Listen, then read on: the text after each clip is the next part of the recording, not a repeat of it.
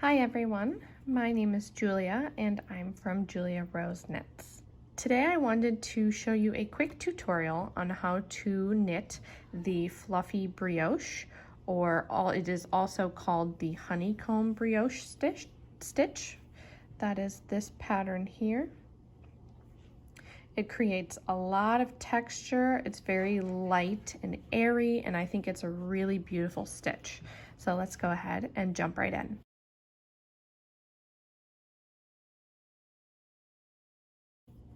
So as with most stitch patterns, you can knit them in one of two ways. You can knit them flat, as I'm doing here, or you can knit them in the round.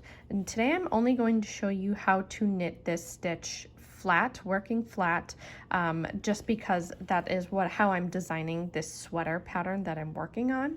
I will be doing a separate tutorial on how to knit this stitch in the round. It's extremely similar. There's just a few slight differences. This stitch pattern is fairly simple to knit. It only requires you to knit two different types of stitches, and that is the knit stitch and the knit one below stitch. And if you're somewhat of a beginner, the knit one below can be a little bit tricky, but I'll show you how to do that. After just a couple rows, you'll have the pattern memorized, the repeats memorized, and you can just knit, knit, knit. For this stitch pattern, you will also need to have a cast on of any even number. So I have 100 stitches in my back sweater panel here, and that's divisible by 2, so that will work for this pattern repeat. It is only a 4-row repeat, and you can start it either on the wrong side or the right side. I just happen to be starting mine on the wrong side of the work. So as I mentioned, I'm knitting my stitch flat, and I'm starting on a wrong side row. So this is the wrong side of the fluffy brioche, and this is the right side. So if you are starting on the wrong side, you are going to start with a knit row. So you're just going to knit across the entire row. And you might not be starting always on a wrong side row, so this is just for if you are starting on that wrong side row. So we're just going to go into that first stitch as we would normally to knit. And if you're still very beginner, I'll just briefly demonstrate how to do a knit stitch. So this is on the wrong side. This is a knit stitch on the wrong side. It looks like a purl bump, but we're going to knit this stitch. So we go in from the front, then we wrap our yarn around, pull through, and drop off. Okay, I'll do that again. So we're going to go into the first stitch, wrap our yarn counterclockwise, pull through that loop there, and drop off. So that's all you do for that first wrong side row. I have quite a few stitches to knit through, so I'm just going to keep knitting across until I get to the end of my row.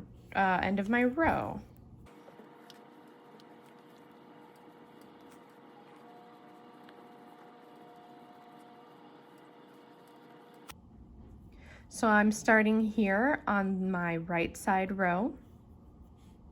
There are 2 stitches in the repeat, so we need to knit our first stitch and then we start the repeat. And this is row 2 of the pattern on the right side of the work.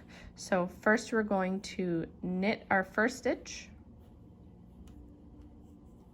Now we begin the pattern repeat, and for this row it is knit 1 and then knit 1 below, and then we repeat that, knit 1 below, all the way until we get to 1 stitch remaining. So I have my first knit stitch here, so I'm going to do knit 1 and then knit 1 below. So to do a knit 1 below, we have to look at our stitches that we have on our needles here. So here is the stitch that I would go into for a normal knit stitch. I would insert my needle through the front here and then wrap that around for the knit stitch. That is a normal knit stitch. To do a knit 1 below, we're gonna go into the stitch below the stitch that's on the needle. So that is going to be this stitch here. Let me see if I can get a little bit closer. This is where we'd go for a normal knit stitch. And then this is the stitch below. See that there?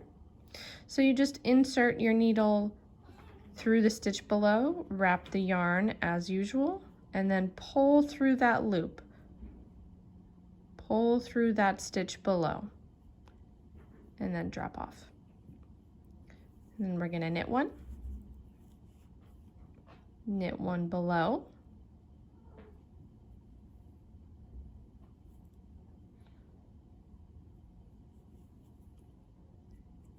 knit 1, knit 1 below. Sorry, that is my cat, my one-eyed cat. He's got the zoomies right now. So we're just gonna keep doing that. Knit 1, knit 1 below. I'm gonna open that up so you can see that a little bit better. So here's where we would normally go. And then that's the stitch below the stitch that's on your needle, and that's exactly where we want to go into. So we go in there, wrap our yarn around, and pull through that stitch below the needle. And you just continue this all the way to the end of the row.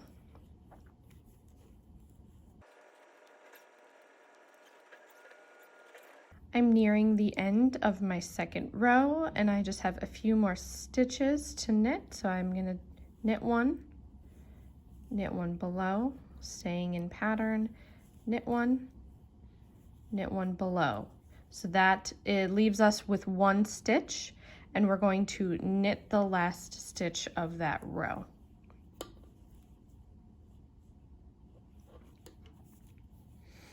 And then we're gonna flip over to the wrong side of the work, and row 3 is worked the same way as your first wrong side row. You're just simply going to knit all stitches, knit across the row. So you'll be working the brioche repeat on the right side rows, and then on the wrong side rows, you're just simply knitting all the stitches.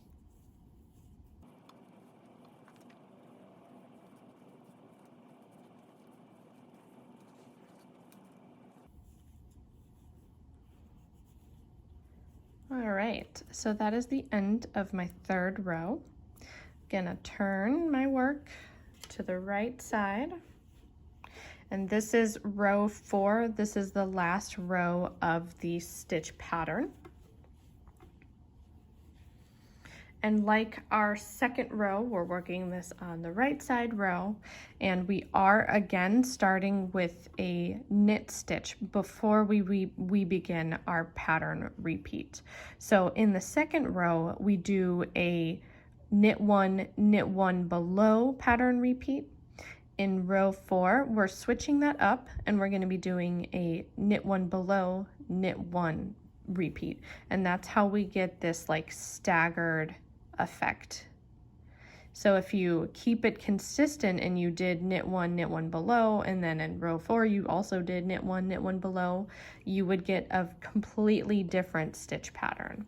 So we are still going to knit our first stitch, and now we're going to begin our repeat, which is knit one below, and knit one. Just those 2 stitches in the repeat. So we're going to knit one below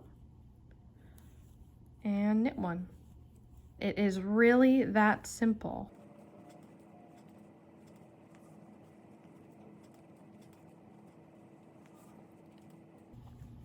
I'm getting near the end of the 4th row. So I'm just going to continue in pattern, knit one below, knit one, boop, snag the yarn just a little bit, knit one below, knit one, below, and then we have one more repeat. We have a knit one below and knit one, and we have 1 stitch remaining, so we're just going to knit that stitch. And that is the repeat for the fluffy brioche or the honeycomb brioche stitch. Just a quick note about this stitch pattern. You can see that I have another stitch pattern below this one, and this is a pretty even edge. The section where I knit the fluffy brioche, it kind of curves or bends to the right here.